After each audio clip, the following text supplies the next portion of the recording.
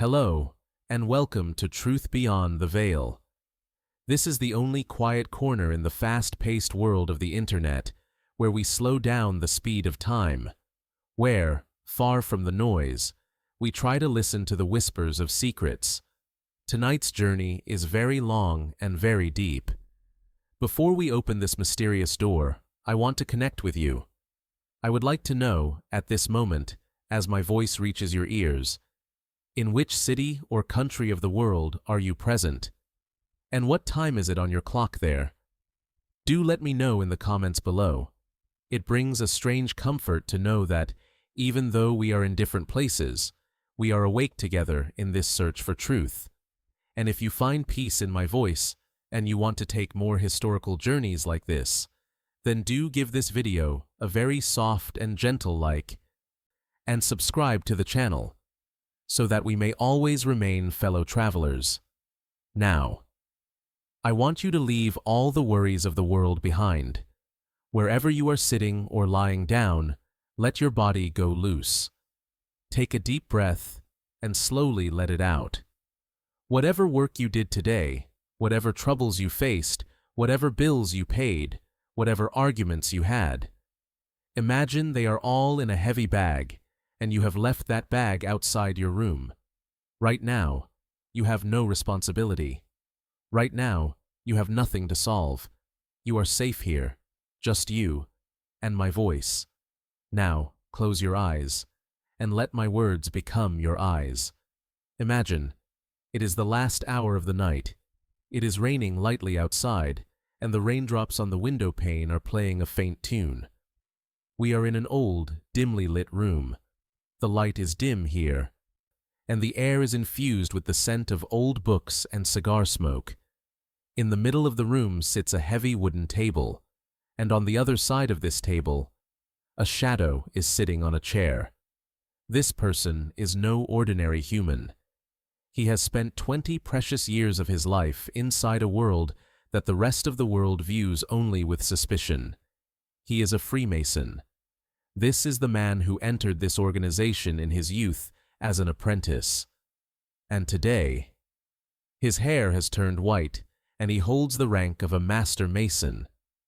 He has seen everything that we only hear stories about. He has performed those secret rituals that happen behind closed doors. He has sworn those oaths whose penalty for breaking is considered death. But today, after 20 years, he is ready to speak for the first time. His face is hidden in a hood. His voice has been altered so no one can recognize him, but he has the answers that might just open the windows of your mind tonight. We will not ask him history today. We will ask him those direct and hard questions that prick every human heart. We will ask him, do you people really control the world? Is the name of God invoked inside your lodge, or the devil's? And what is the secret of the 33rd degree, where upon reaching, a man's conscience dies? Remember, a Freemason's job is to keep secrets. It is possible he might lie to us even today and mislead us. But I want you to listen as a judge. Search for the truth hidden behind his words. So, are you ready? Let's walk closer to this table and ask the first question. The interview had begun. Outside, the rain had picked up pace, and occasionally, a flash of lightning would bathe the room in a momentary blue light. I opened my leather notepad placed on the table. The rustling of the paper felt incredibly loud in this silent room. The man sitting across from me, the insider, was completely motionless. His hands rested on the table, clad in black leather gloves. On top of those gloves, on his finger, was a heavy gold ring engraved with the famous symbol of Freemasonry, the compass and square. I shifted in my chair, twirled the pen in my fingers, and looked towards his eyes hidden in the shadow of his hood. I had chosen the first question very carefully. This was the question most frequently asked in the world of the internet, in YouTube videos, and in books of conspiracy theories. This is the confusion that has blurred the truth. I asked in a low voice, We are told that you people and the Illuminati are the same thing. People say these are two different names, but the organization is one. Your goals are the same. Your symbols are the same. Tell me the truth. Are Freemasons and the Illuminati two sides of the same coin? Or is this the world's greatest deception? As my question ended, a heavy silence took over the room for a few moments. Only the ticking of the antique clock on the wall could be heard. Then, the man took a deep, weary breath. His shoulders slumped slightly, as if he had heard this question thousands of times in his 20-year life. He drew a line on the wood of the table with his finger and began to speak in his heavy, altered voice. This is the mistake the outside world makes the most. You people give every shadow, every secret thing, the same name. You think whoever stands in the dark is the same. But the reality is that we and they, the Illuminati, are distinct, or at least our origins were different. Freemasonry is the name of construction. Our job is to carve stones. We try to build man into a better edifice. Our history is thousands of years old. From Solomon's temple to the Masons of the Middle Ages who built the great cathedrals of Europe.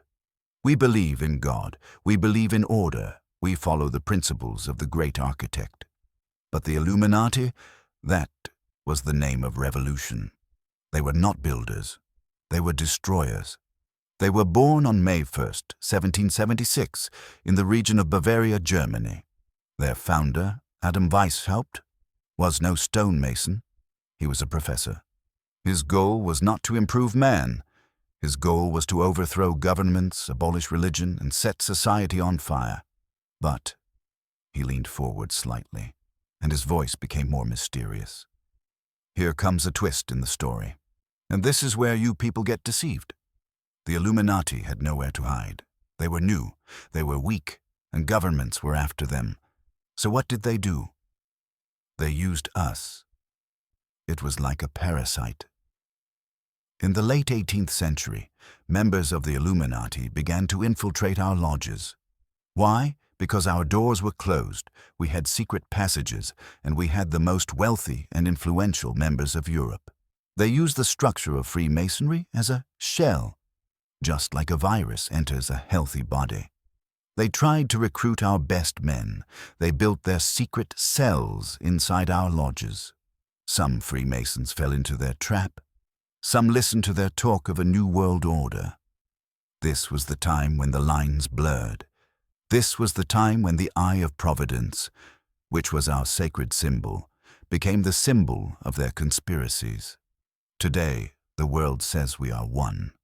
But the truth is, the Illuminati was a fire that burned very bright and then apparently was extinguished. But we are the ground that remained. You ask if they still exist inside us today. Look, when a virus enters a body, even if it dies, it leaves its marks in the host's DNA. In today's Freemasonry, there are certainly some groups, some high degrees, where the spirit of the Illuminati still breathes. We call it illuminated masonry. So my answer is, no, we are not the same. We are the host, and they are the virus. But sometimes, the virus completely changes the host from the inside, and perhaps that is why you people cannot tell the difference. He finished his sentence and leaned back in his chair again. It felt as if the temperature of the room had dropped. His answer was both a denial and a terrifying confession. He was saying they are different, but simultaneously admitting that the virus still swims in their blood. I wrote one word on my notepad: infiltration. And then I turned the page, because the next question was even more dangerous than this. The first answer had birthed even more doubts and suspicions in my mind. If they are distinct from the Illuminati and are merely the host, then what is their own role?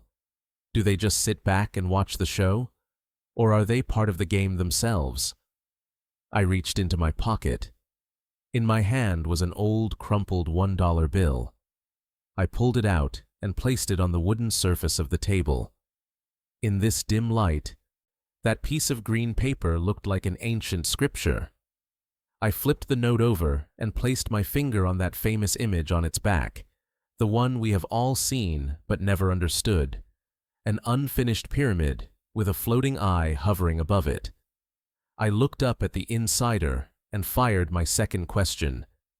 You say that you are merely architects, but the outside world says something else. People say that the decisions of the White House are made not in the Oval Office, but in your closed rooms.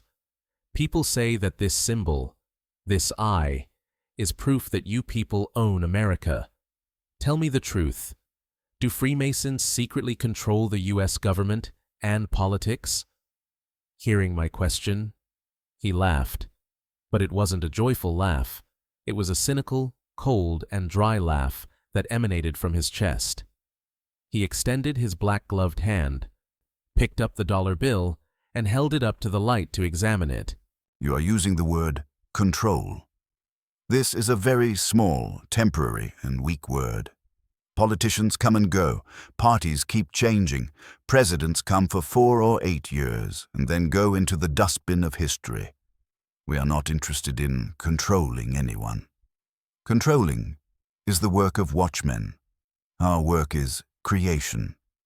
You ask if we run the government? Listen to my answer carefully. We didn't run this government. We built this government. Just dust off the pages of history and look at the afternoon of September 18th, 1793. The capital of America was being built. The cornerstone of the Parliament building, which you call the U.S. Capitol, was being laid. Who was present there? America's first president, George Washington. But on that day, he was not wearing his military uniform. He was wearing our Masonic apron. In his hand was not a sword, but a trowel that Masons use. He didn't pour water there. He poured wine, oil, and corn, which are parts of our ancient rituals. This was not merely a ceremony. It was a stamp that this building and this entire system would stand upon our principles. If you look at the map of Washington, D.C. from above today, from a satellite, you will see strange shapes in this web of streets.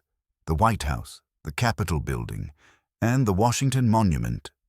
These are not random. They have been built according to a specific geometry. The streets join to form a compass and square. In some places, they form an inverted pentagram.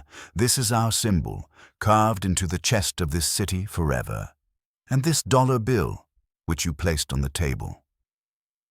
Just read the words written below it in Latin, Novus Ordo Seclorum, which means New Order of the Ages. This was our dream, a country that runs not by the will of kings or the Pope, but by the laws created by architects. So your question, do we call Biden or Trump today and give orders? No, we don't need to, because the stage on which they stand and give speeches is built by us. The Constitution they swear upon carries our spirit. The majority of America's founding fathers were Freemasons. When you live inside a building, you don't see the architect, but you walk on the paths he designed. You live under the roof he built. You are imprisoned within the walls he constructed. We are not America's politicians. We are America's foundation. And remember, my friend, the foundation is never visible. It is always buried deep underground, but the weight of the entire building rests upon that dark foundation. If we shake, this entire system will scatter like a house of cards. So the answer to your question is, we are not sitting in the driving seat, but this car was built by us, and it is driving on the very road that we constructed. Your question itself is wrong. There was a strange arrogance and pride in his words. He wasn't saying they danced the puppets. He was saying they built the very theater where this show is taking place. He slid the dollar bill back towards me, and suddenly that piece of paper felt not like paper, but like a contract that we have all unknowingly signed.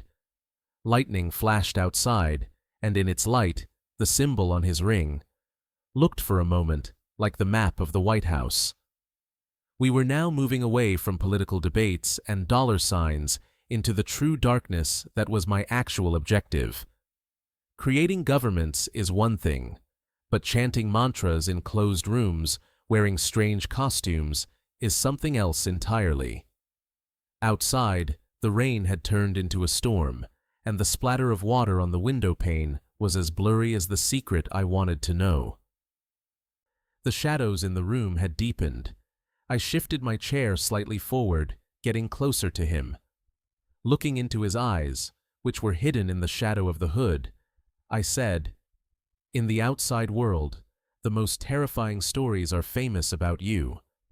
People say that blood flows in your closed lodges. It is said that goats are sacrificed there. The devil is summoned. You people bind blindfolds on new members, put hangman ropes around their necks. Tell me the truth. What exactly happens behind those stony walls? Is it some kind of madness, or is it black magic?" Hearing my words, there was a slight movement in his body. He spread both his hands on the table. That golden ring on his finger shimmered in the dim light. He took a deep breath and said, "Your problem.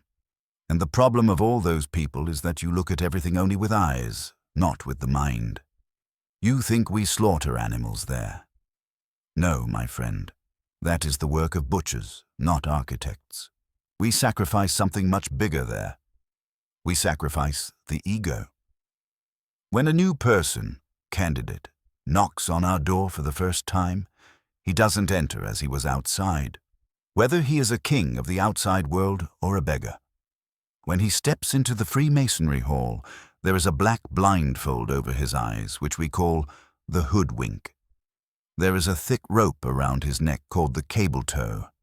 A part of his shirt is torn so that his left breast is naked, right over the heart. You will ask, why all this? Is it humiliation? No, it is reality. The blindfold, because he was in the darkness of ignorance until now. Now he has come in search of light. The rope, because he was a slave to his desires in the outside world. Now he will become a prisoner of truth. And the naked chest, so that it can be proven that he is a man, and there is no metal, weapon, hidden near his heart. He is helpless before us.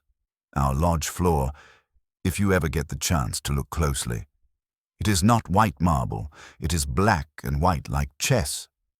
The checkered floor. This isn't just design, this is the bitter reality of life. Joy and sorrow, good and evil, life and death. Walking on this floor, we learn that man travels between these two colors, and he must keep balance. You talk about rituals? Yes, our rituals might look terrifying to an outsider. A stage comes, Master Mason degree, when the candidate is symbolically killed. He is laid on the ground, wrapped in a shroud, as if in a grave. There is a silence of death around him. He is made to realize that you are mortal, you will turn to dust. And then, he is resurrected through a special grip and a special word. The purpose is not witchcraft. The purpose is that when he stands up, he knows that he shouldn't fear death, but build something before death that lives forever. But, yes, there is one thing you should truly fear. That is our oath. This is the part where you people call it bloody. When I took the oath, I said these words: "If I reveal this secret, may my throat be cut across, my tongue torn out by the root, and my body buried in the sands of the sea where the tide ebbs and flows." Do we really do this? He fell silent, his finger tapping a rhythm on the table. Tick, tick, tick. Physically, no. We are in the 21st century. We are not savages, but spiritually, yes. For a Freemason, breaking his promise is worse than death. If a member betrays, we don't kill him. We make him invisible. He dies to us. His name is erased. No brother speaks to him. And believe me, in a world where your brothers are your strength being left alone, is more painful than a slit throat. So, do we perform magic in the lodge? No, we perform psychodrama, a drama that breaks the human soul and then puts it back together. There was a strange calmness in his voice, as if he wasn't describing a horrific memory, but mentioning a sacred worship. But a chill was running down my spine. Blindfolds, ropes around necks, and the spectacle of one's own death. I realized these people are not just club members. These people play with their souls. And a person who can play with his own soul, what can he do with the lives of others? So far we have scratched the surface of politics, conspiracies, and bloody rituals. But now we are entering that part of the interview from where the path of return becomes difficult. There were still many questions left on my notepad, but the next question was the most sensitive and dangerous one. This was the turn where politics ends and faith begins. I knew that the answer to this question might unleash a storm in the calm atmosphere of this room. I put the pen down on the table. I shifted in my chair and tried to look straight into his dark eyes, which were hidden in the shadow of his hood, but now held a strange glimmer. Thunder rumbled loudly outside, and for a moment, blue lightning bathed the room, making his face look like a terrifying mask. I asked in a low but firm voice, "You show the world that you are builders, that you are guardians of morality. But in the outside world, in the dark corners of the internet, and in ancient books, a very terrifying allegation follows you. Albert Pike, who is considered your greatest leader and philosopher of the 19th century, wrote something in his book, Morals and Dogma, that is hard to digest. He stated clearly that the religion of Freemasonry is the religion of Lucifer. Give me a straight answer, without any riddles. When you people stand on that black and white floor in your sacred hall and raise your hands for prayer, to whom does that prayer go? To God or to the devil? Who is your God?" After this question, a deathly silence took over the room. Only the ticking of the old clock on the wall could be heard. Tick, tick, tick. I thought perhaps he would get angry or refuse to answer, but he did not. He sat completely still. Then he took a long, deep breath and raised his finger in the air. He drew a letter in the air. G. Your problem? And the problem of this whole world is that you are prisoners of words. You fight over names. You think there are only two forces in the universe, a god with a white beard and a devil with red horns. But the reality lies between the two. You ask who our God is? Look closely at our symbol. Right in the center of the compass and square, there is a shining letter G. What is this G? We tell ordinary people it is God. We tell scientists it is geometry. But those who stand on the 33rd step know that its true meaning is gnosis, secret knowledge. Right in the center of our lodge is an altar. The Bible is there, the Quran too, and the Gita as well. Why? Because for us, these books are not law. They are merely symbols. We have stopped giving importance to the name of God. We call him the great architect of the universe.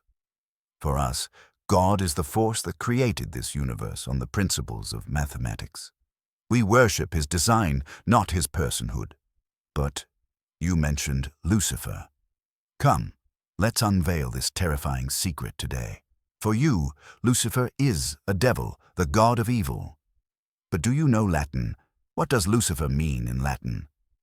Lux ferre, which means the light bearer. We are not worshippers of the devil. We are seekers of light. Think. In the Garden of Eden, when man lived in darkness like animals, who gave him knowledge?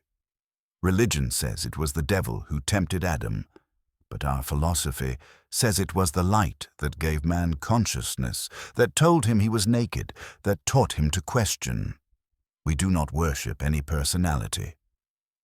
We worship intellect. Albert Pike did not mean that we bow before Satan. He meant that we guard that fire which teaches man to rebel against God and stand on his own feet. But shall I tell you a truth that might truly scare you? And this is the truth we do not speak outside.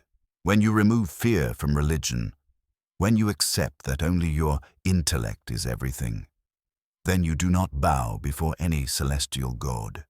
Before whom do you bow? Before yourself. The final and deepest secret of Freemasonry is not that we worship the devil. The secret is that we want to bring man to a position where he no longer needs a god. We want to make man into God himself, the writer of his own destiny, the architect of his own world. We call it apotheosis, man becoming God. So, is this Satanism, or is it the pinnacle of humanity?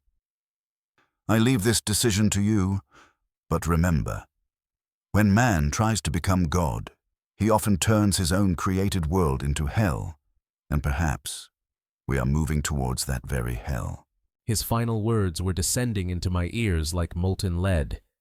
He denied it, yet he confessed it. They don't believe in the traditional devil, but they are a sitting man on the throne that belongs only to God. That G symbol in the room no longer looked like geometry to me. It looked like the symbol of man's terrifying ego challenging the heavens. I drew a line on my notepad. This answer was heavy, but the journey was not over yet. We still had to understand their secret language. The debate over God, Lucifer, and man becoming God had made the atmosphere in the room incredibly heavy and dark. But I knew I had to move from the ocean of emotions to the shore of facts. The world of Freemasonry is not a world of words, but of symbols. Wherever you look, their signs are present. On the bumpers of cars, on the facades of grand buildings, and on the rings on their fingers. I looked at his hands resting on the table. A golden square and compass was gleaming on his ring, as if it were staring at me. I asked my fifth question. Your entire organization speaks in riddles. You have gavels, chisels, gauges, and aprons. The outside world considers them merely tools of stonemasons. But tell me the truth. What is the real meaning of these signs? Are these just ancient traditions? Or is there a psychological secret hidden behind them that controls our minds? At this question, he turned his wrist and brought his ring into the light. A faint smile played on his face, as if a teacher were about to teach the alphabet to a child. He said, Have you ever thought about why we use symbols instead of words? Words can lie. The meanings of words change. Languages die. But an image, a sign, lives for thousands of years and speaks directly to the human subconscious. It affects that part of the brain where you don't question, you just accept. Come, let me tell you their translation, which you won't find on the internet. First of all, the square and compass. This is not just a tool of geometry. The square means morality. It is connected to the earth. It teaches us to keep our actions square, righteous. And the compass? It creates a circle. It points towards the sky. It teaches us to keep our desires within a circle. When you see the compass placed over the square, it means spirit over matter. But the most important and dangerous symbol is the one you probably ignore. That is, the stone. In every lodge of ours, 2 stones are always placed. One rough ashlar, unfinished stone, and one perfect ashlar, smooth stone. This is the greatest psychological secret of Freemasonry. These stones are not for building a building. They are you. When a man comes to us, he is a rough ashlar, unrefined, ignorant, and weak. What is our job? Our job is to carve this stone. We use the gavel and the chisel. The gavel is the power of will, and the chisel is intellect.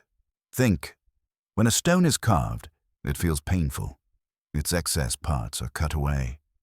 We break a man's personality, cut away his emotions, so that he becomes a perfect ashlar that can fit into the building of this universe.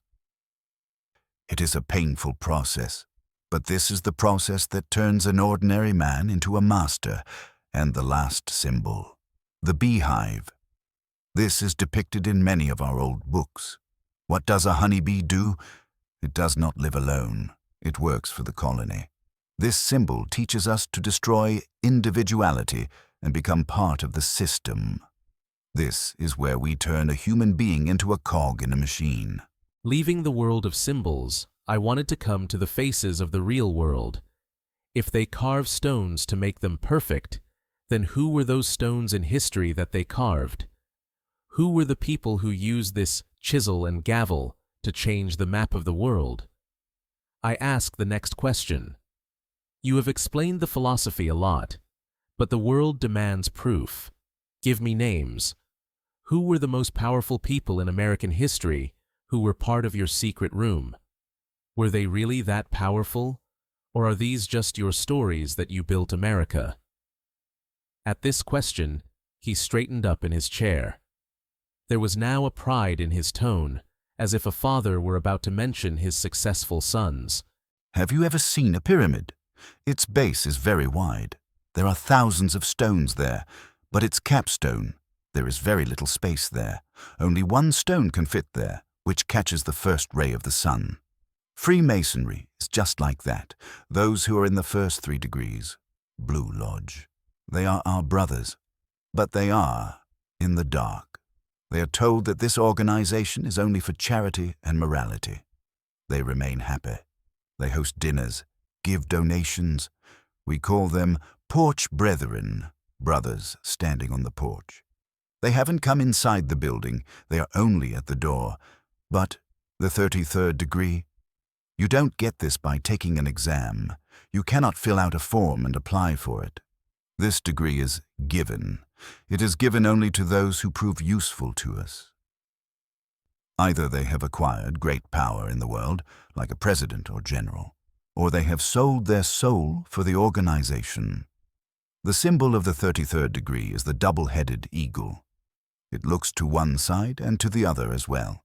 It means order out of chaos.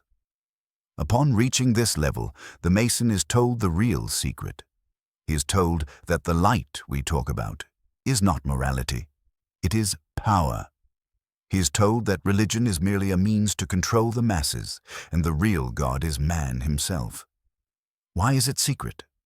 Because if we tell the lower-level Masons, who go to church and fear God, what happens at our peak, they will leave the organization. We need them. They are our army. But the generals always make plans alone in their tents.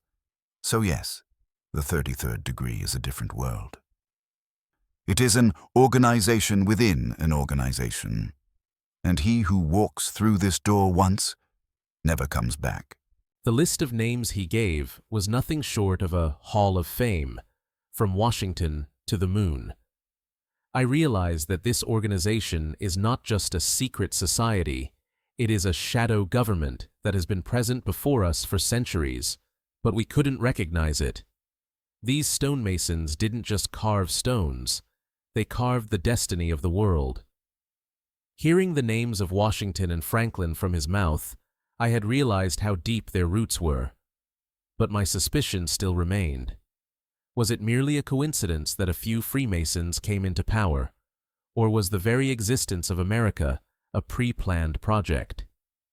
I drew a few lines on the notepad kept on the table and asked, "You said Washington and Franklin were Freemasons. Accepted. But does this mean that America's War of Independence and its Constitution were all your plan? Did the Founding Fathers build this country for the common people, or did they build it as a laboratory, experiment for Freemasonry?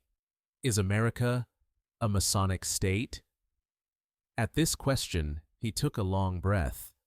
The smoke from the cigar in the room was now floating between us like a cloud. He spoke in a low voice. Have you ever heard the name of Sir Francis Bacon? He was a great philosopher of our history. He wrote a book, The New Atlantis. His dream was that there should be a place in the world where kings and priests do not rule, but where reason and science rule. America is the interpretation of that very dream.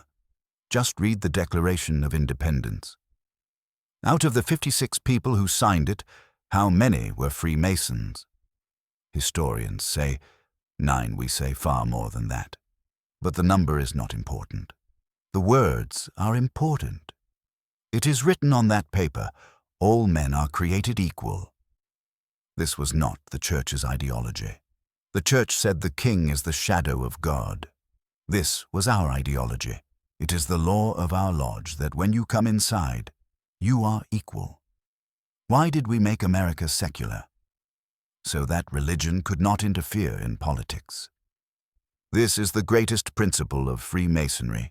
We separated the Church from the state so that we could build a temple of our own choosing. You ask if we shaped America. Look, if you pick up the history of the judges of the U.S. Supreme Court, the majority of them have been ours. Our principles became America's laws. Liberty, equality, fraternity. This was the slogan of the French Revolution and also of America. And both are our children. So yes, America is a country of common people, but its blueprint was prepared in our lodge. We made it a new world so that we could perform those experiments here which were not possible in the old system of Europe. And look, today that experiment is so successful that the whole world bows before it. After knowing the secret of America's foundations, I now wanted to dig into the foundations of Freemasonry itself. I knew that there are degrees in this organization. Ordinary people only know up to 3 degrees. But in the world of conspiracy theories, one number is very famous: 33. I looked into his eyes and asked the next question. We know that there are 3 degrees in Freemasonry: apprentice, fellowcraft, and master mason. But then we hear about the Scottish Rite, where there are 33 degrees. People say that the Masons at the bottom know nothing. They are just soldiers. The real secret lies only with those of the 33rd degree. Tell me the truth. What is above this last ladder? And why is it so secretive? At this question, the expressions on his face changed. He closed his gloved hand into a fist on the table. His tone was no longer friendly, but had become authoritative. Have you ever seen a pyramid? Its base is very wide. There are thousands of stones there, but its capstone, there is very little space there. Only one stone can fit there, which catches the first ray of the sun. Freemasonry is just like that. Those who are in the first 3 degrees, Blue Lodge, they are our brothers, but they are in the dark. They are told that this organization is only for charity and morality. They remain happy. They host dinners, give donations. We call them porch brethren, brothers standing on the porch. They haven't come inside the building, they are only at the door. But the 33rd degree? You don't get this by taking an exam. You cannot fill out a form and apply for it. This degree is given. It is given only to those who prove useful to us. Either they have acquired great power in the world, like a president or general, or they have sold their soul for the organization. The symbol of the 33rd degree is the double-headed eagle. It looks to one side and to the other as well. It means order out of chaos. Upon reaching this level, the Mason is told the real secret. He is told that the light we talk about is not morality. It is power. He is told that religion is merely a means to control the masses, and the real God is man himself. Why is it secret? Because if we tell the lower-level Masons, who go to church and fear God, what happens at our peak, they will leave the organization. We need them. They are our army. But the generals always make plans alone in their tents. So yes, the 33rd degree is a different world. It is an organization within an organization, and he who walks through this door once never comes back. Hearing his answer, I remembered that old saying, that half a truth is more dangerous than a whole lie. Lower-level Masons are told half the truth, and those of the 33rd degree, perhaps they too are toys in someone else's hands. The clock in the room struck 12. It was midnight, and many questions still remain. After learning the secrets of the 33rd degree, one word kept revolving in my mind: power. But what kind of power? Political power or spiritual power? In the outside world, the church and religious scholars call Freemasonry a satanic organization. People say these men talk to jinns and spirits. I looked at the man hidden in cigar smoke and fired the next question. You said you are seekers of light, not worshippers of the devil. But in your books, in your symbols, there is mention of magic. Pentagrams are drawn in your halls. You perform rituals of ancient Egypt. Tell me the truth. Is Freemasonry an occult organization? Do you people sit here trying to control the secret forces of the universe? At this question, he removed his gloves. The lines on his hands were deep, like the bark of an old tree. He drew a circle on the table with his finger and said, You people get scared hearing the word magic. You think magic means chanting mantras and summoning ghosts. These are children's stories. For us, magic means science that is not yet understood. Yes, we are an occult organization, but occult doesn't mean Satanism. It means hidden. We study those sciences that the church burned centuries ago. We study the principles of Hermes. We study Kabbalah. We study alchemy. What is our greatest principle? As above, so below. It means that whatever is happening in the heavens, the movement of stars, the same happens on earth in human life. If you understand the stars, you can control the events happening on earth. These streets of Washington, D.C., these towers of Paris, these pyramids, these are not just buildings. These are talismans. We have built them according to specific geometry and the position of stars, so that they generate a specific energy. So do we summon the devil? No, we don't need him. We use the laws of the universe. An ordinary man preys upon seeing rain. A Freemason tries to control the rain by understanding its causes. Yes, this is magic, but it is not black magic. It is mental magic. We conquer the world not with the sword, but by controlling minds. Hearing his talk of magic and science, I realized how complex their web is. But then, a very practical question came to my mind. If this organization is so powerful, how does one join it? Do these people find you? Or do you have to find them? I asked. Suppose an ordinary man, a doctor, a lawyer, or a shopkeeper wants to become a part of your world. How can he? I have never seen an advertisement for Freemasonry. I have never seen a recruitment form. What is the actual way to become a Freemason in the United States? Do you choose us, or do we choose you?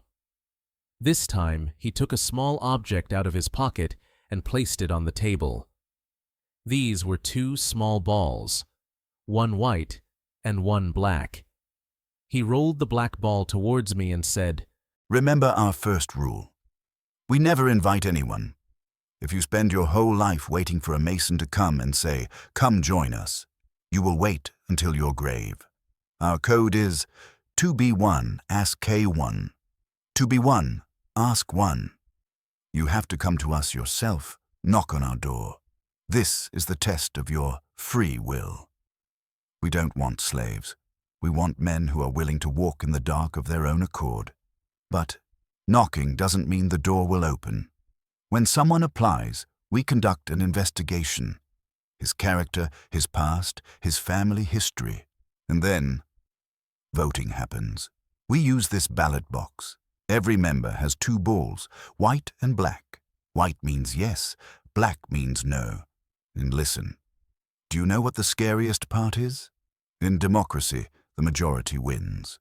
But in Freemasonry, if just one member casts a black ball, just one, then that candidate is rejected. Even if 100 people say yes, if one says no, the door is closed forever. We call it the cube, or the law of the black ball. This means there must be complete harmony within us. We do not place any stone in the building that has even the slightest crack. So if you want to become a Mason in America, first find a Mason who is often recognized by his ring. Ask him, then pray that not a single black ball falls into that box, because that black ball will put a full stop on your destiny forever. That small black ball lying on the table now seemed very heavy to me. It wasn't just a piece of plastic or wood, it was a verdict. I realized that entering their world is harder than entering heaven, because in heaven, God can forgive, but Freemasons do not forgive mistakes.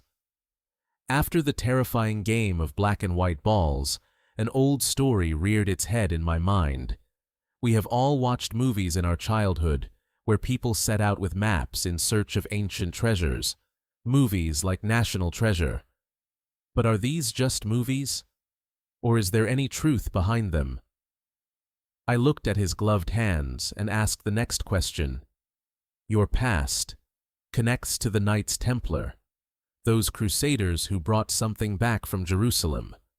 Rumors circulate the globe that Freemasons are still guarding that ancient treasure today. The mysterious pit of Oak Island, or the vaults of Rosslyn Chapel. Tell me the truth. Do you people possess the gold of Solomon's temple? Or is that treasure something even more precious than gold? Hearing this, a meaningful smile appeared on his face, as if I had spoken like a very small child. He took a long drag of his cigar and blew the smoke towards the ceiling. You people understand treasure only as gold coins and diamonds. That is why you never find it. Yes, the Knights Templar were our ancestors. When they were digging in the ruins of Solomon's temple in Jerusalem, they found something, but those were not chests of gold. Those were scrolls. That was ancient knowledge. Those were the secrets hidden since the time of Christ. Those were maps that told the true history of the world. No one gives their life to protect gold, my friend. But to protect knowledge, we have been getting our heads cut off for centuries. You talk of Oak Island. Yes, something is buried there. But that is a decoy, distraction. The real treasure is not where everyone is looking. Our greatest treasure is the Holy Grail. The world thinks it is a cup from which Christ drank water. But we know that the Grail is not a cup. It is a bloodline, or perhaps a secret that, if revealed, would shake the foundations of the church. Are we guarding it? Yes. Beneath the great museums of America and in the basements of buildings in Washington, those things exist, but we do not show them to the world. Because the day they come out, your history books will have to be rewritten, and the world is not ready to bear the weight of the truth. Leaving the talk of ancient treasures, I wanted to come to the greatest power of today's world, the power that controls the minds of our children: entertainment. I had often seen strange signs in music videos, movies, and award shows, hiding one eye, making pyramids and satanic symbols. I asked him, "We have talked about history. Now let's talk about today. Hollywood and the music industry. Why does every other artist there make your symbols? Jay-Z, Beyoncé, and Lady Gaga. Are these people Freemasons? Are you people programming our minds through Hollywood?" At this question, he swiveled his chair and looked at me from the darkness. His voice was now very serious and dangerous. What do you think is the most powerful weapon? The atom bomb? No, the most powerful weapon is storytelling. If you control a nation's stories, you control the nation. Hollywood is our modern magic wand. In old times, we used to chant mantras. Today, we make movies. Look at the name itself. Hollywood. This was the wood from which ancient magicians made their wands. Do we control every singer and actor? No. Those poor souls are just employees, puppets, but we control the industry. We are the owners of the studios, we are the distributors. You ask why they make those signs. Why do they hide one eye? This is an oath of allegiance. When an artist wants to reach the peak of fame, he has to pay a price. He has to prove that he is part of our agenda. By making these signs, they signal to us, I am yours. Give me fame. And what do we do in return? Through them, we inject messages into the subconscious of your children. We teach them to rebel, to abandon morality, to worship materialism. We call it predictive programming. We show in movies what we are going to do in the future, so that when it happens in reality, your mind accepts it because you have already seen it on the screen. So yes, the music industry and Hollywood, these are our sound waves. And you people are dancing to the tune we have written.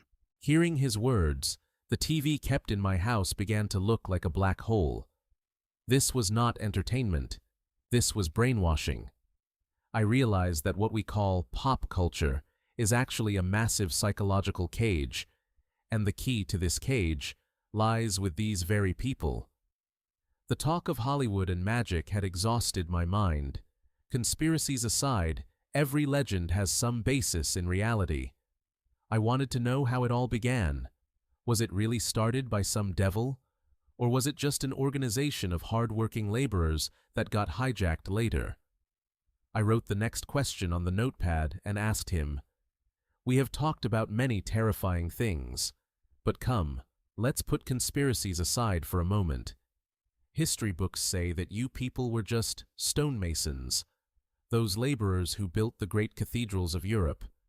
Tell me the truth. How did a labor union become the world's largest secret society?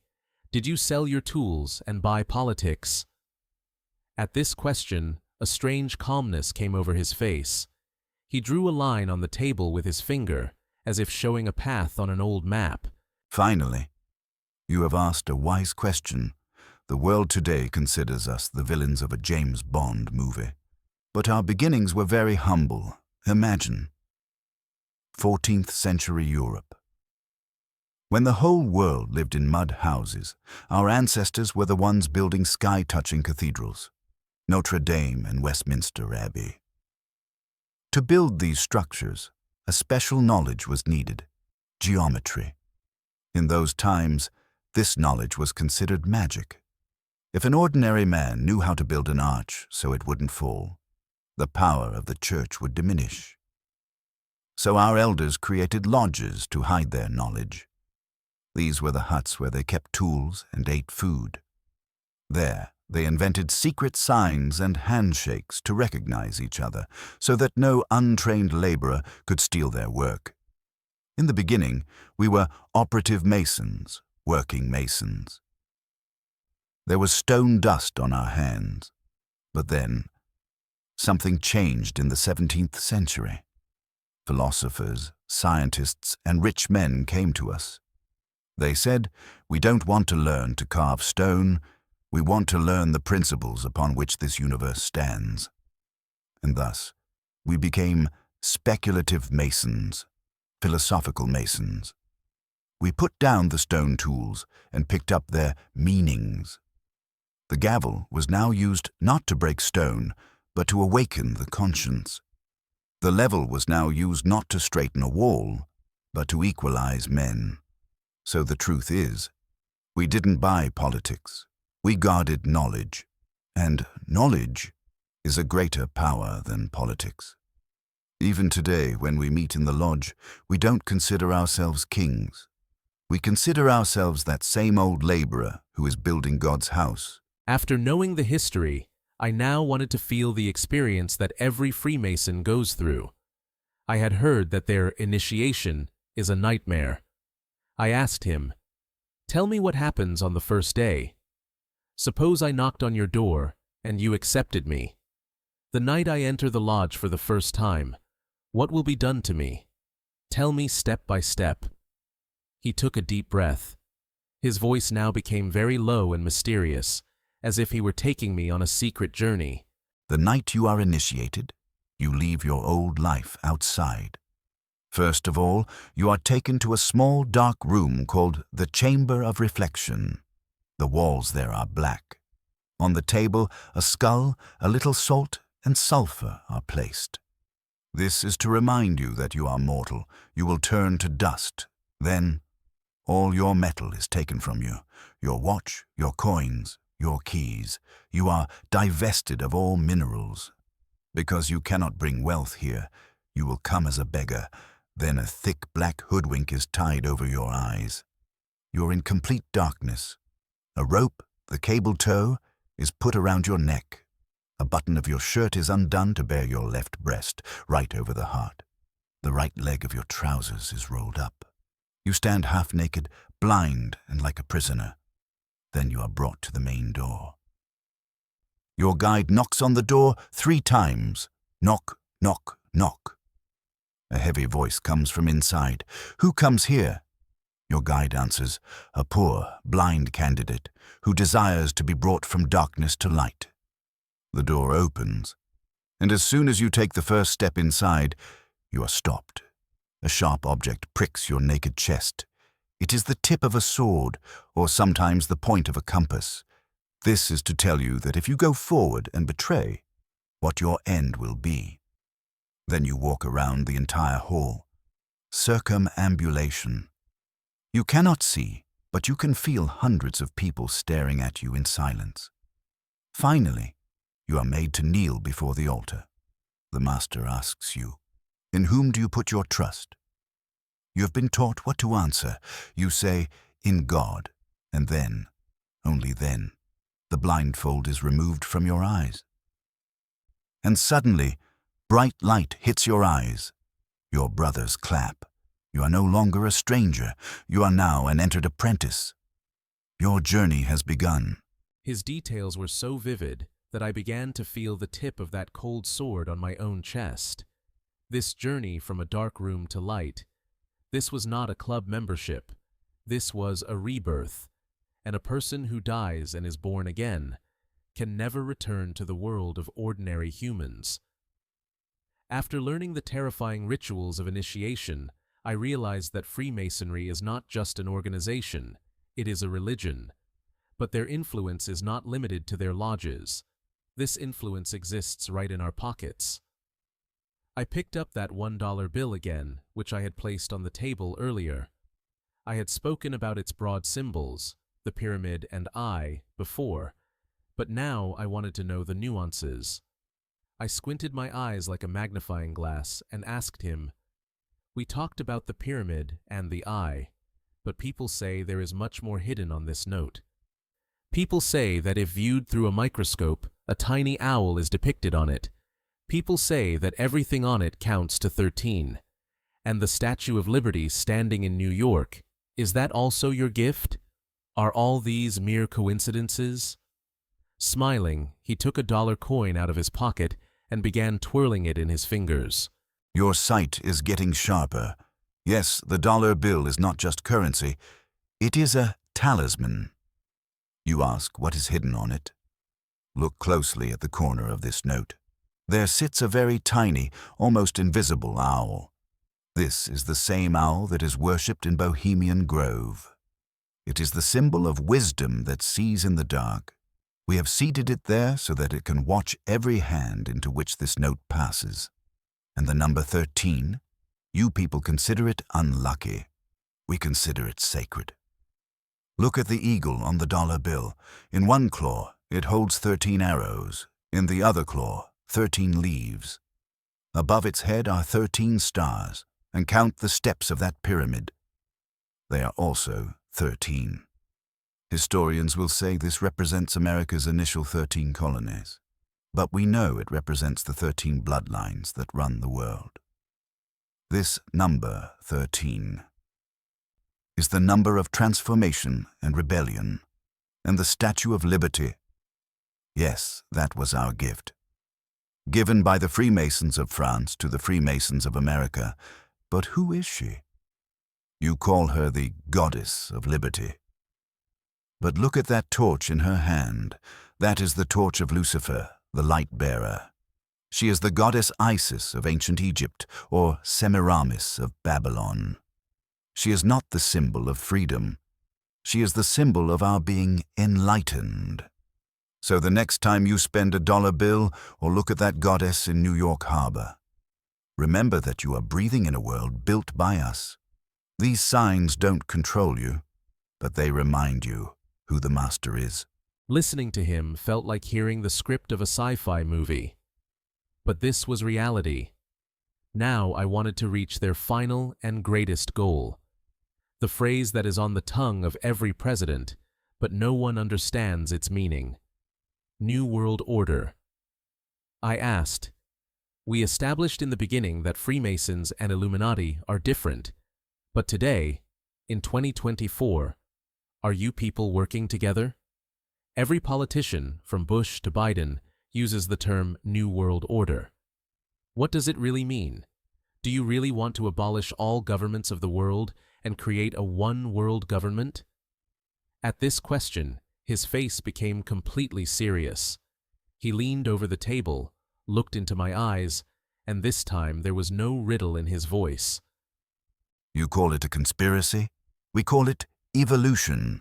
Look at the world. It is scattered.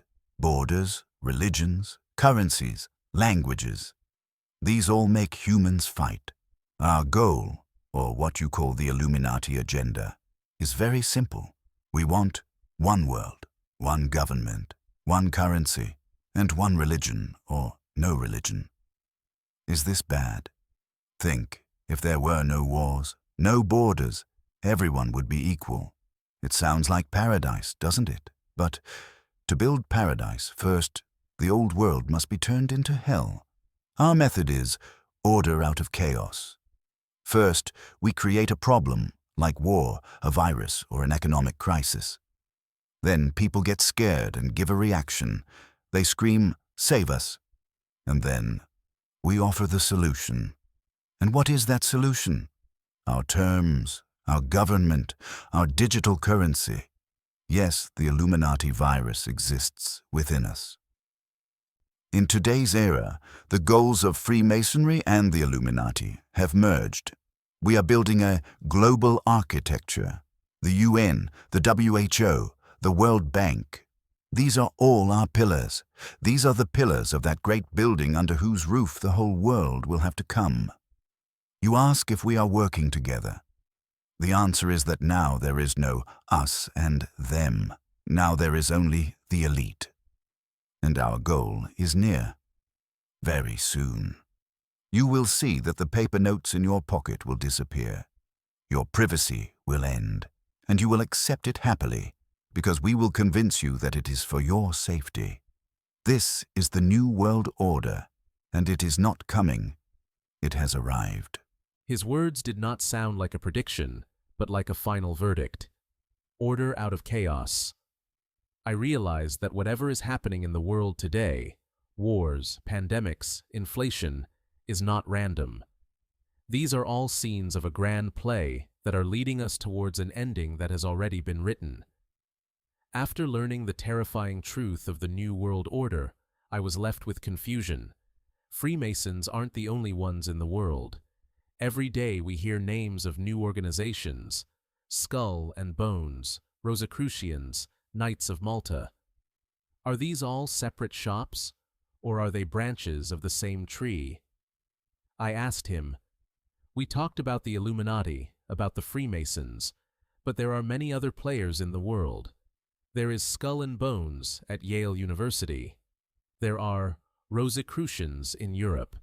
The Vatican has its own Jesuits. Explain to me. What is the difference between them all? Are you people enemies of each other? Or are you all ruling us together? At this question, he extinguished his cigar in the ashtray on the table. He interlaced his fingers and said, Your vision is weak. You see many different snakes, but you don't see that they all emerge from the same head of Medusa. Our DNA is the same. Freemasonry is the trunk. It is the central tree whose roots are in ancient Egypt and Babylon. All the rest are its branches. Take Skull and Bones, for example. This is the club of the Bush family. It is a very small but very poisonous son of Freemasonry. We are architects. We build. But the Skull and Bones, they are merchants of death. Their symbol is a skull. Their number is 322. They were created not to govern, but to orchestrate wars. Then came the Rosicrucians. These are our mystics.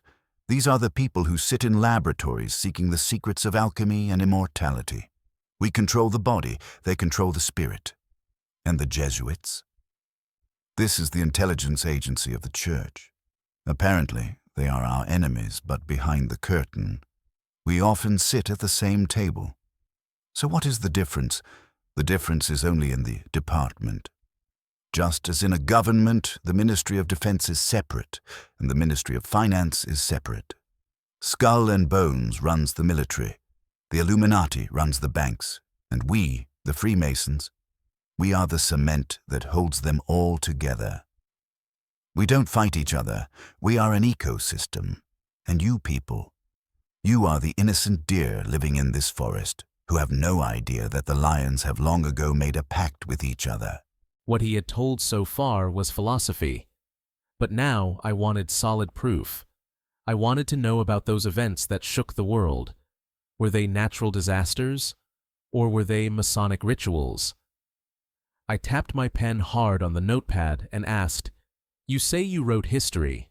Then tell me the truth about the biggest secrets of history that the world debates to this day. First, the Titanic.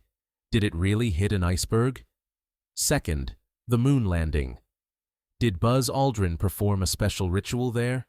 Were these events your dramas?"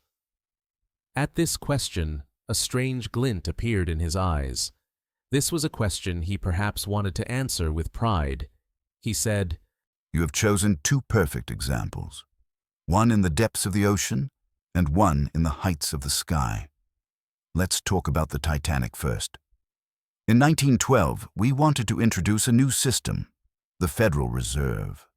That is, the Central Bank of America. But some powerful men were against it.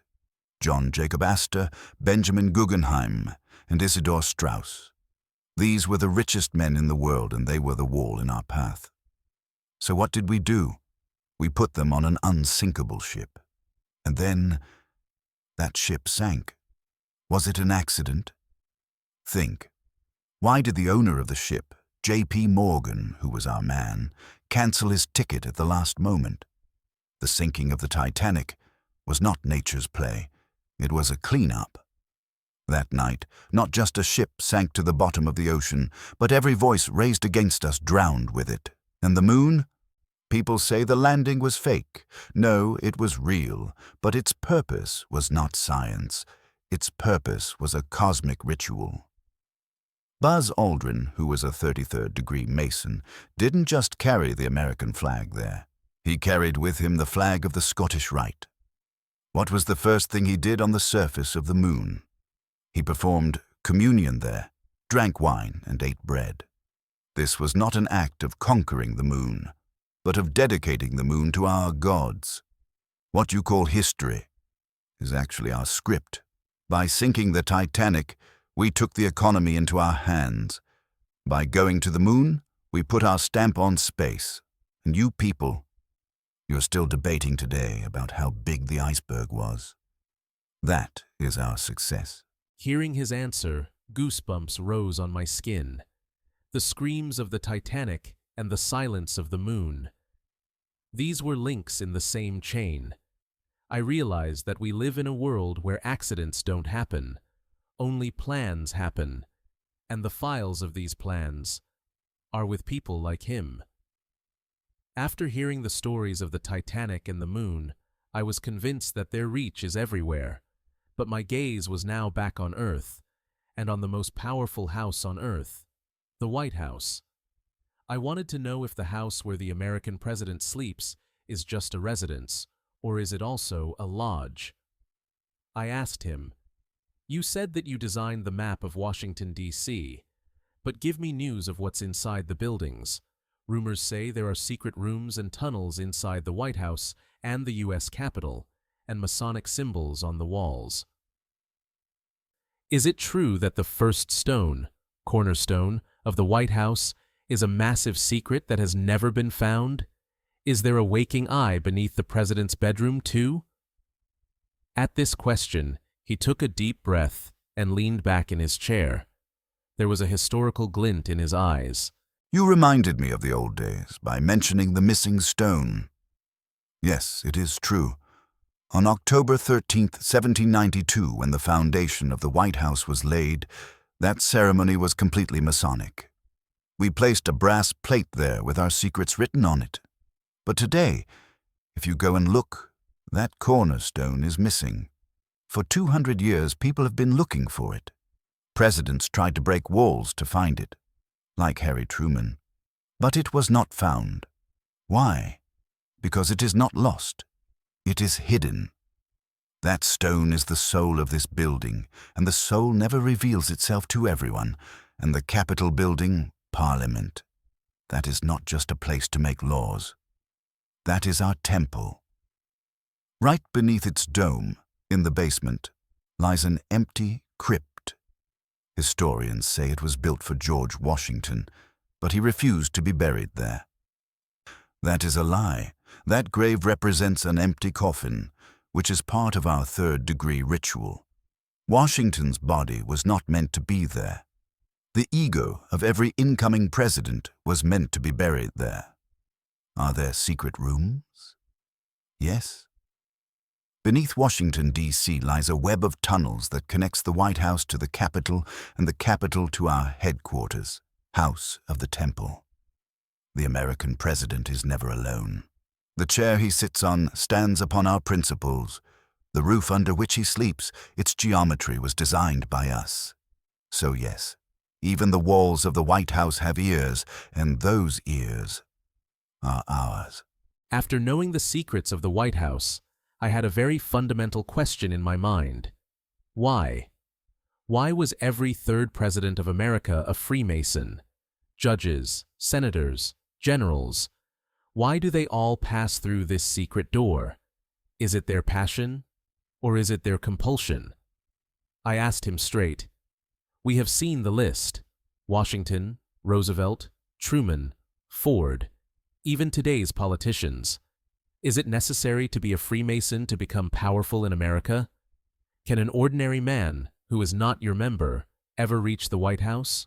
Or have you people captured the ladder of power? At this question, he clasped his gloved hands on the table and said in a very serious tone, You call it capture, we call it a filter. Think, if you built a huge bank, would you give its keys to someone you don't know? No, right? America is the world's largest bank and largest army. We cannot give its nuclear codes into the hands of someone who is an outsider. Why do politicians come to us? Because they know that a lone man is weak. Politics is a jungle, and Freemasonry is a brotherhood. When a politician wears our ring, he knows that now he won't fall alone. The entire organization will stand behind him, but in return, he has to pledge his loyalty to us. Can a non-Mason become president? Yes, they have, like John F. Kennedy or Donald Trump. But remember, for the one who is outside our circle, the path is very thorny. John F. Kennedy, JFK, opposed us. He said he would expose secret societies. And then, what happened to him on the streets of Dallas? That was a message. So this is not a hobby for politicians. It is their insurance policy. They know that if they want to rise, they have to use the ladder we built. We give them power, fame, and votes. But in return, we keep their soul as collateral. These are golden handcuffs. They shine, but they keep the man bound. Hearing his answer, I felt not anger, but pity for the politicians. They look like the most powerful people in the world on TV. But in reality, they are just small cogs in a big machine. And that machine is controlled from this dark room. I realize that democracy is just a toy to keep the public happy. The real game is played behind closed doors. Hearing about the golden handcuffs birthed a new fear in my heart. If this organization controls politicians, what does it do with its own members? Is it really just brotherhood? Or is it a trap from which escape is impossible? The storm outside had subsided, but the pressure inside the room was rising. I asked the next question. You always talk about brotherhood. You say you help each other. But every coin has two sides. Tell me the dark side of Freemasonry that your members don't talk about. Does this brotherhood ever turn into blackmail? If a member wants to leave the organization, can he leave easily? At this question, the smile vanished from his face.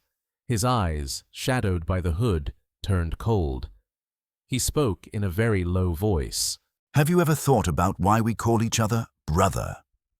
Because a brother knows your secrets. When you join the lodge, you don't just take an oath. You open the book of your life.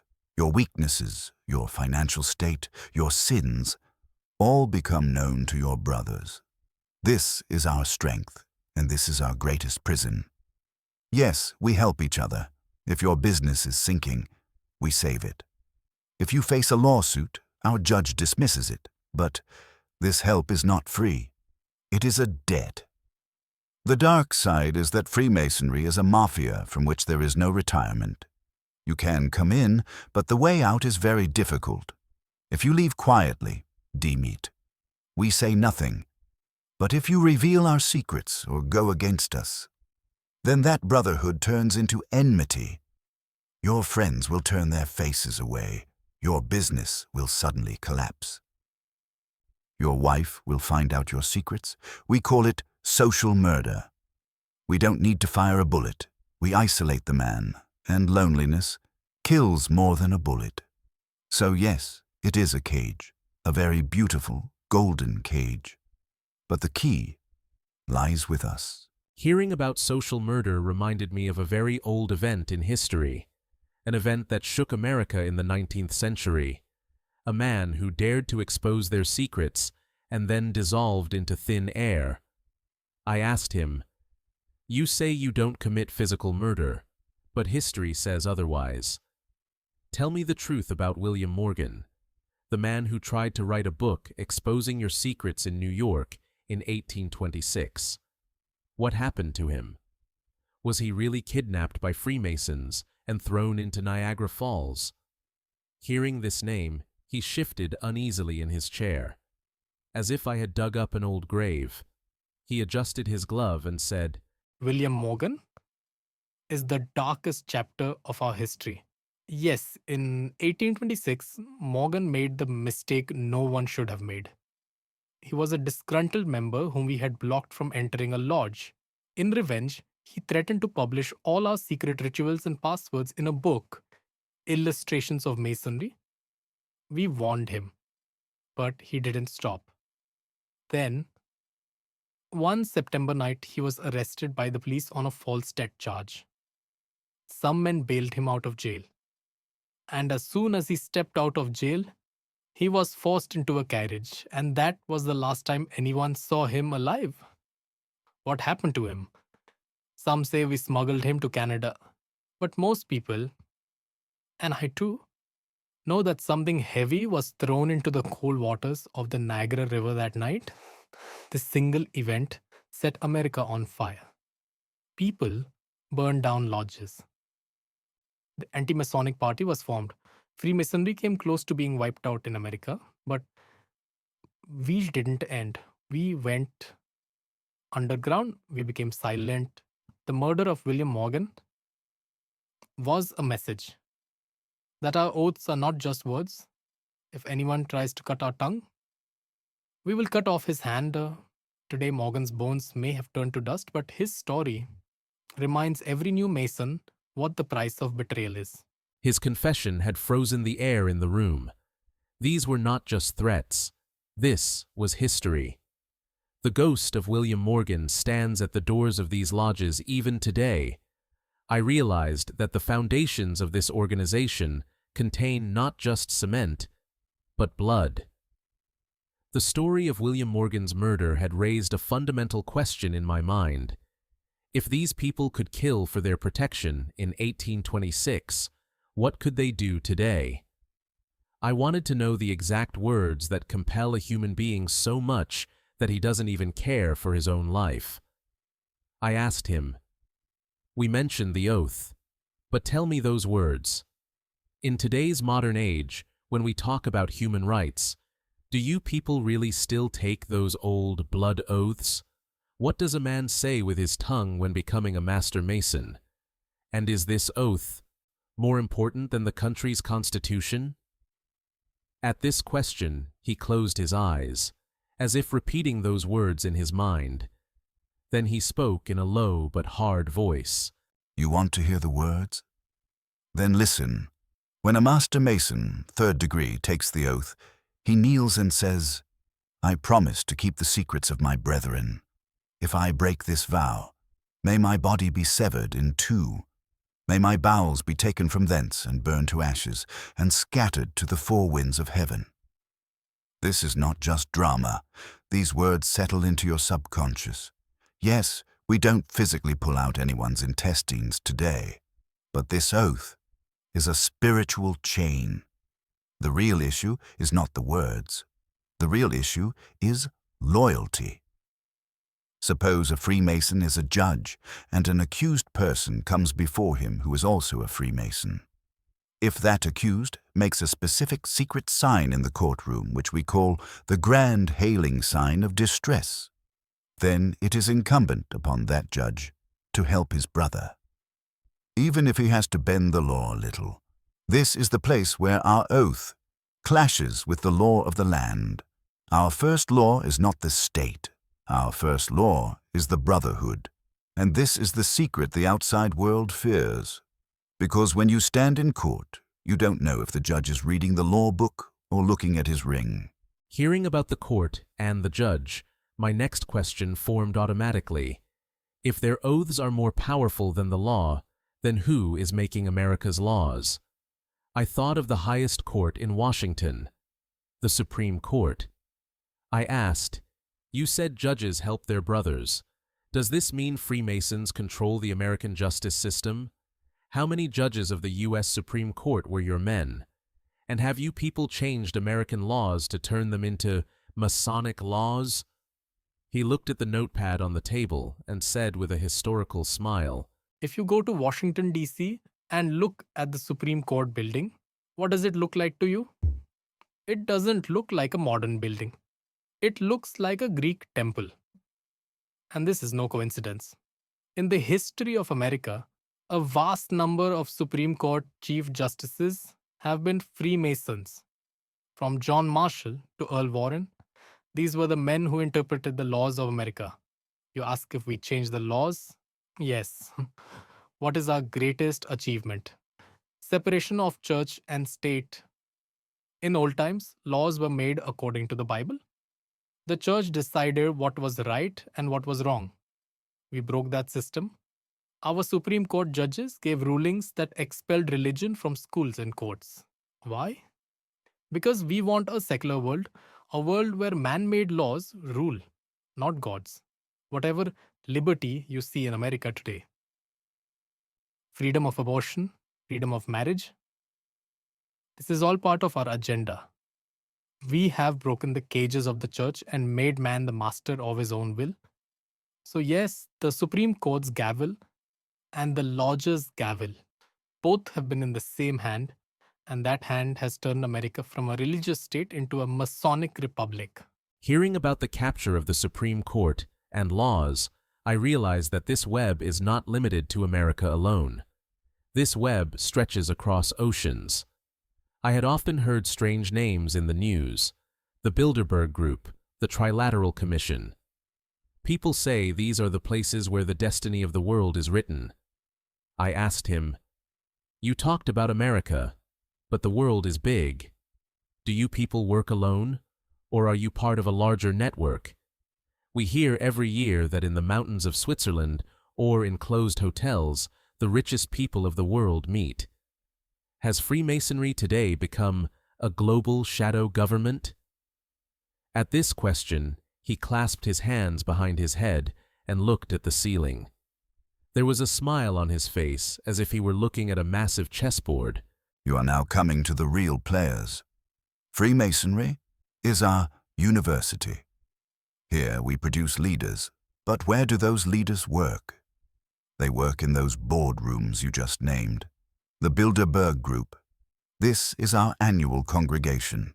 Every year, the world's most powerful bankers, media owners, and NATO generals lock themselves in a hotel. No camera goes there. No journalist goes there. Do you think they go there to drink tea? No. The agenda for the next year is decided there. Which country will have a war? What will be the price of oil? Which virus will come next? Then there is the CFR, Council on Foreign Relations. Every Secretary of State of America, every CIA director is a member. These are all modern organizations running on the principles of Freemasonry. You ask if this is a shadow government. My answer is no. A shadow is something that moves in hiding. We don't hide anymore. We meet openly in Davos.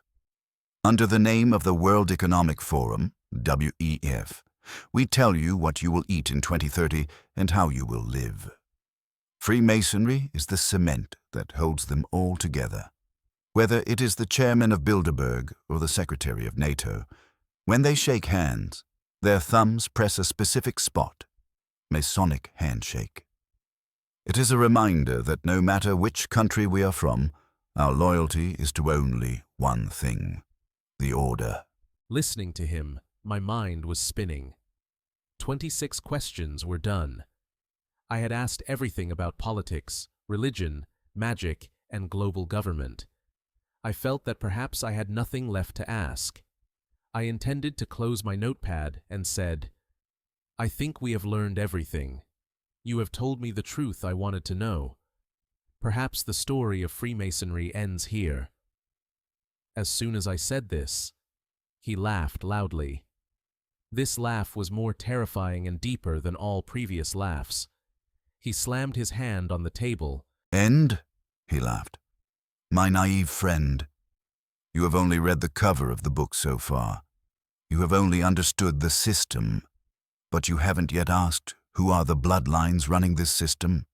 You haven't yet asked what we are going to make of man through technology. You haven't yet asked about that final war we are preparing for in Jerusalem. Do you think you will know a 3,000-year-old secret in 20 questions? I haven't even told you about the Antichrist, Dajjal agenda yet. I haven't even told you what we are going to do with your DNA." He checked his watch. "The night has grown very deep. Your mind, and the minds of your viewers are now tired. Digest the facts I have told you today, because next time, when we meet, I will tell you things that are not politics, but pure horror. I will tell you what war we are going to fight against God in the next century. Go and rest, but remember, the door is now open. And when you come into this room next time, there will be no way back. To be continued." And with that, the light in the room went out. When the light returned, the chair was empty. Only cigar ash and that dollar bill remained on the table. We traveled through 26 questions today.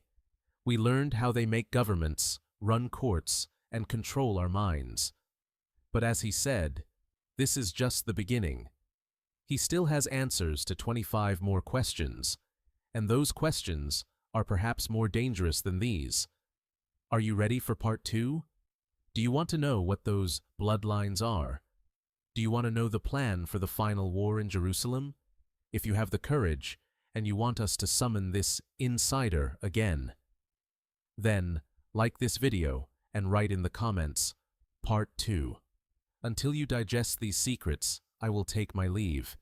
Keep your mind calm, because the storm is about to come. Good night.